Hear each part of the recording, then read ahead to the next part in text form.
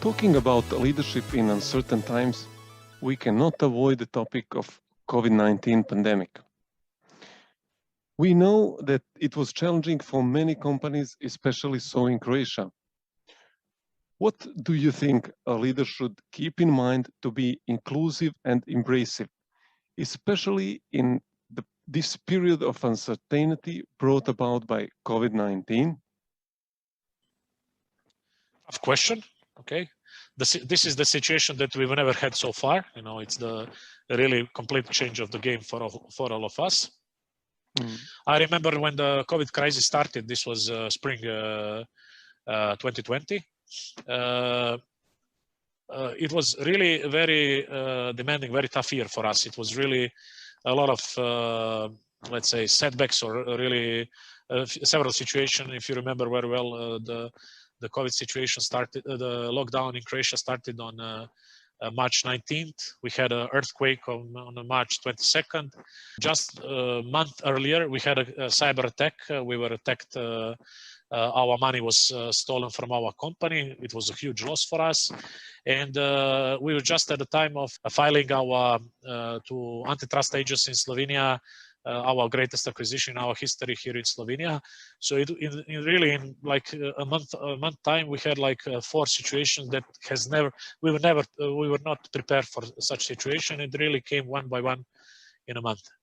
I remember that the most important thing that we decided that time was that we are going to be fully transparent to all of our employees.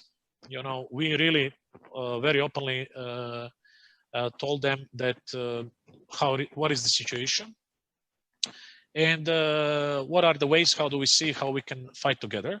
At that time, we made a really very tough decision in March 2020. For the first time in history of our company, we decided to reduce the salaries for 20%.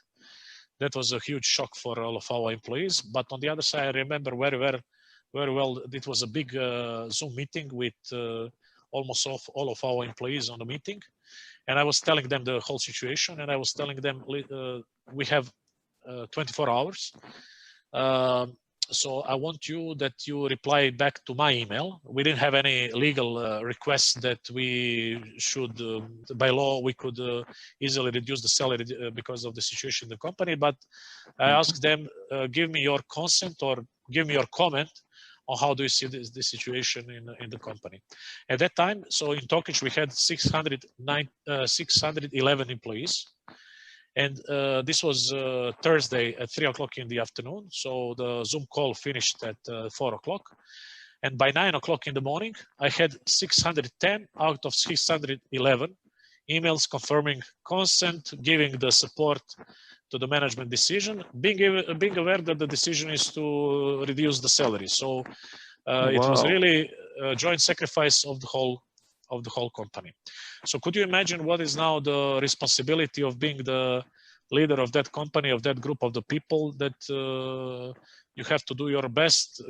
You don't ask for anything. You're really trying to find a way how to combat, how to compete, how to fight, how to survive. Why I'm saying this? Because at that time, during this call, I told them, like, please be aware that not all of our management decisions will be elegant and easy. However, we have to make certain decisions because we don't see the other way how we could survive as a company. And we are talking about one of the best companies in Croatia. Just a few months before that, we received the Future Shaper Award from a London Stock Exchange group. So we are really at the peak of our performance. You know, we made this big investment in Slovenia. You know, all of a sudden everything stopped. However, again, having such a huge human capital in our company, we found a way out. Today we are talking about this as a history, you know. So I think that it's not the matter of the price. You are not transparent if you are communicating transparently only during the good times. You are transparent when you're communicating during the hard times as well.